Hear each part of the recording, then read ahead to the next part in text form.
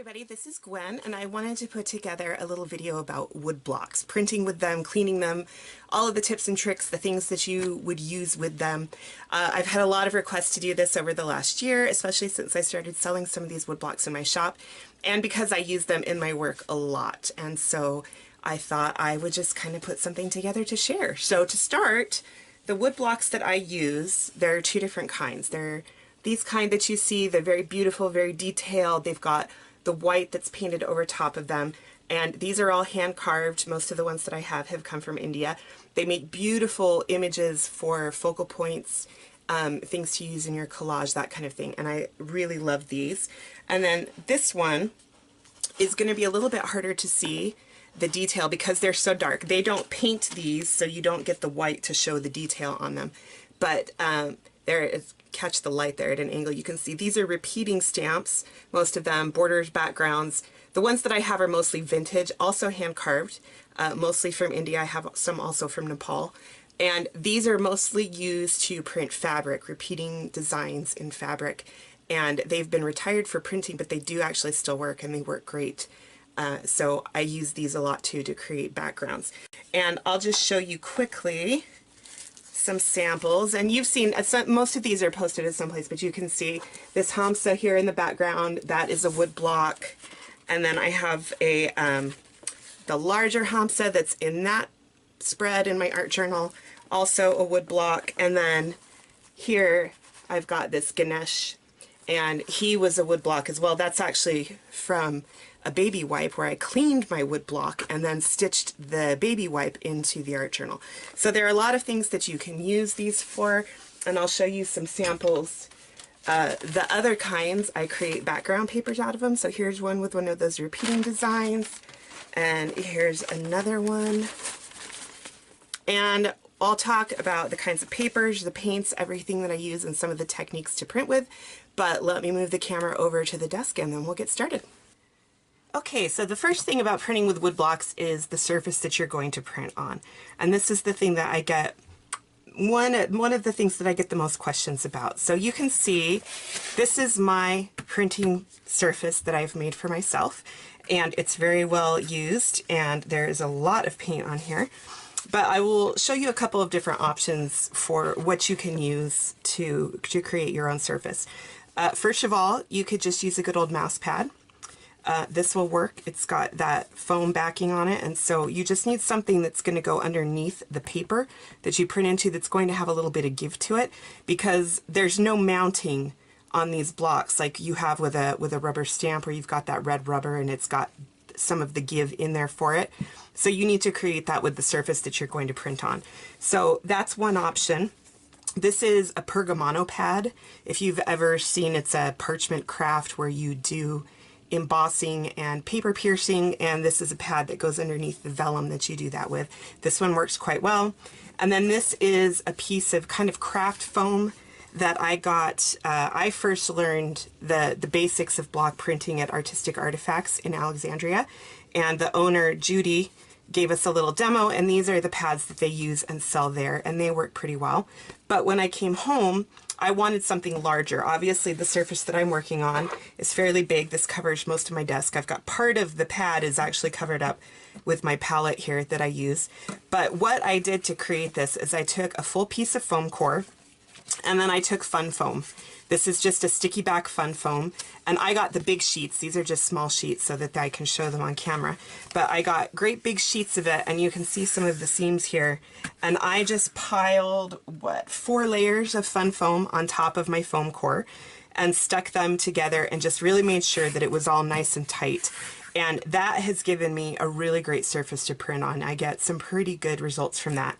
I've been fortunate enough to go to India and to do block printing demos and workshops there, and what they do, and I'd really like to do this for myself at some point, is they take the surface of the table and they wrap very, very tightly 30 to 40 layers of linen fabric and just wrap it around it and secure it, so they have a very, very thick and a fairly firm surface, but with a lot of give, and then that's what they use to print on. And they have huge long tables that run the length of the room, and they stretch the fabric they take the bolts and unroll them all the way down these giant tables that are all covered with all this fabric and just go down the entire length of the table printing everything by hand. It's really amazing to watch. Let's go ahead and start talking printing. We'll set these aside.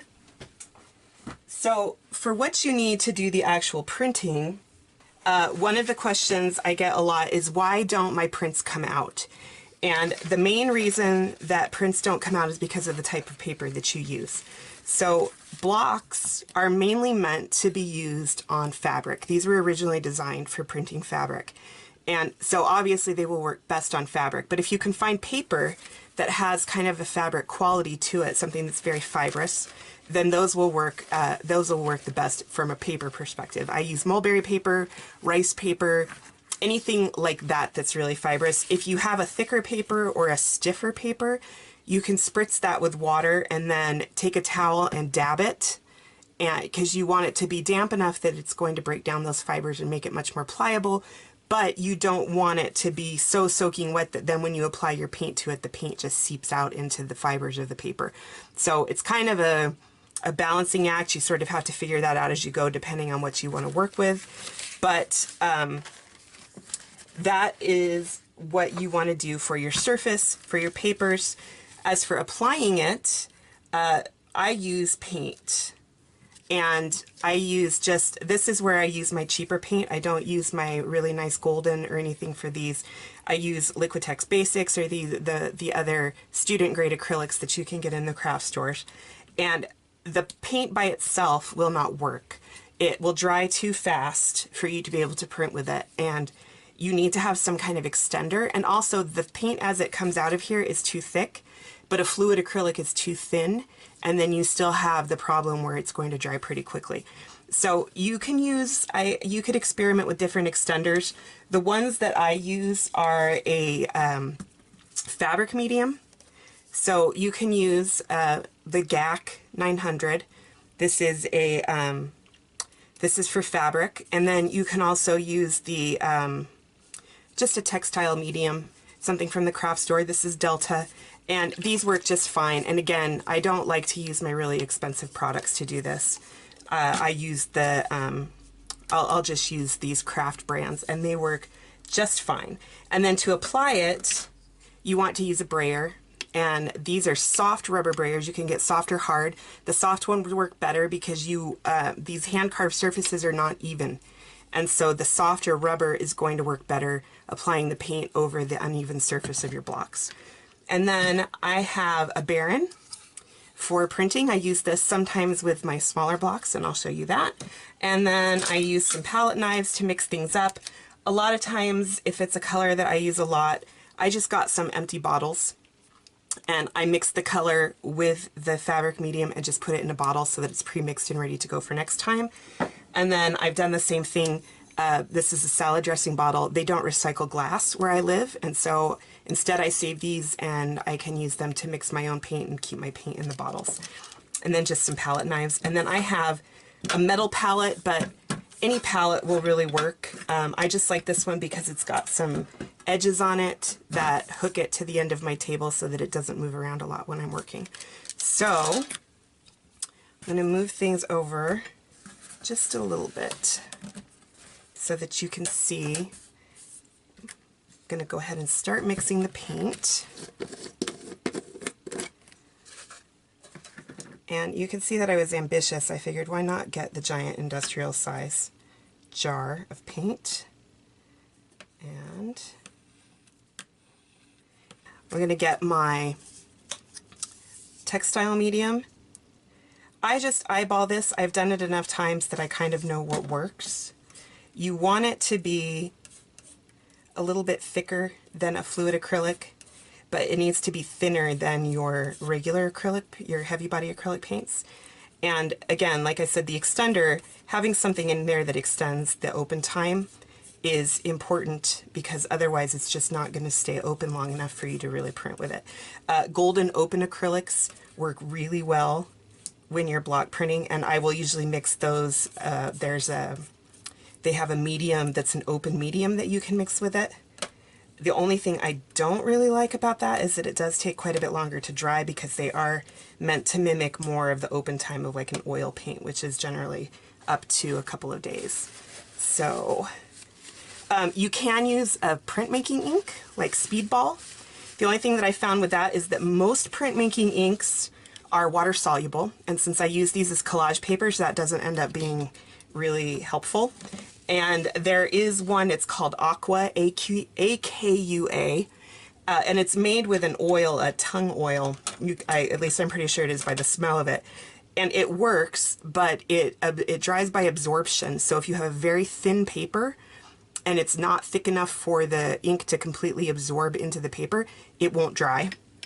And it stinks and it is very, very messy. But it prints beautifully if you get the right combination. But it's a little bit too much for me to deal with, so I don't bother. So I'm going to go ahead and get a block out here and we'll go ahead and start printing. Okay, so let's start with just one of these decorative blocks. And like I said, I like to use these to create focal point images. And what I'm going to do is just get some paint on my brayer. And what I found is that the first time you print with a block, even if you've used it before, the first time you ink it up in a printing session, you're going to have kind of a crappy print. So what I'm going to do is I'm just going to grab a piece of deli paper first. And these scrap prints end up getting used as well. But you can see I don't have a ton of paint here. This is why I like a bigger palette, because you want to make sure that you have room to work the paint down, because if you get a lot of gloppy paint on your brayer, it's going to get into all the holes and then you have a gloppy print. And again, this just takes practice to figure out what's going to work, how much paint to get on there, and always the first print is not going to be great.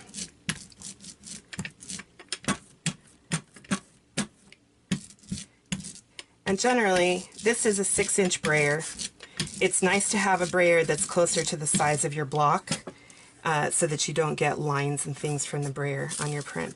So I'm just going to turn it upside down and then press. Okay.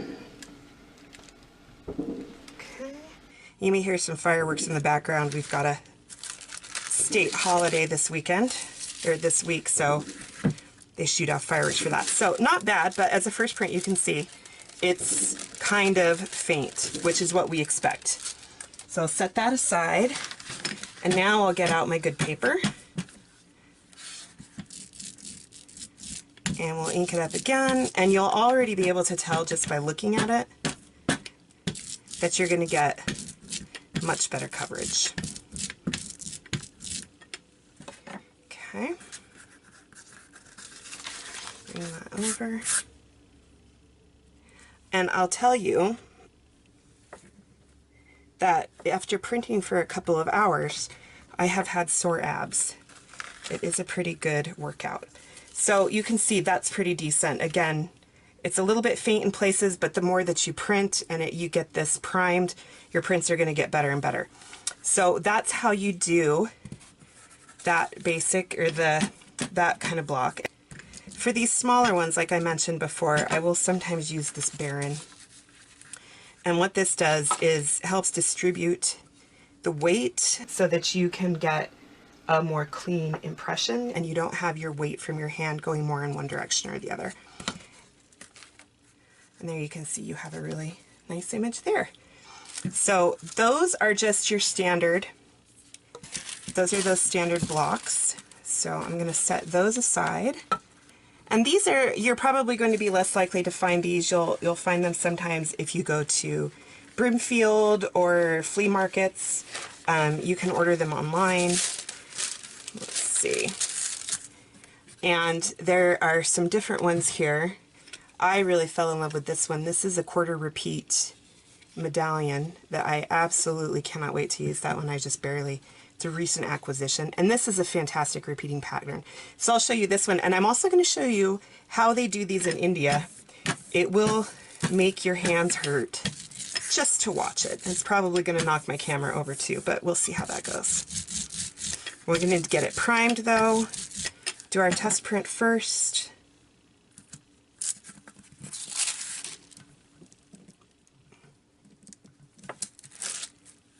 Not bad for the first print. Now what you see with these is, like I said, they were meant to be for fabric and to create those repeating patterns. So you figure out, and there's a trick to it, and some of them have registration marks and some of them are easier to figure out than others, but you can line them up and then repeat them and get a whole background. And I will use big full parent sheets of mulberry paper and print entire backgrounds and then cut them down. Oops, I just glopped. I slid it. But you'll still get the picture. It's my test paper, so it's all good. But now that we've got this primed, we'll go ahead.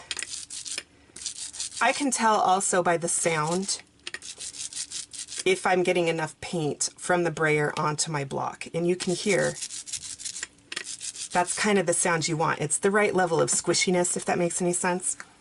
This is how they do it in India. And then they pick it up and move on. And I tell you, that hurts.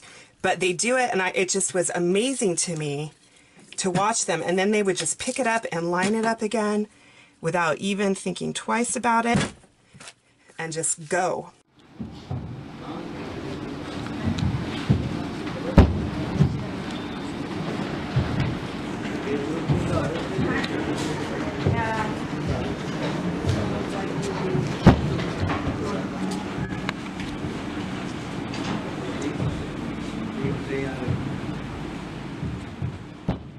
The other question that I get is how to clean them. And so I just use, for the most part, I use water, but I will also use soap. This is a, it's an earth-friendly soap that I've gotten from, it's the same company I buy my brayers from. I think they're called McPherson's.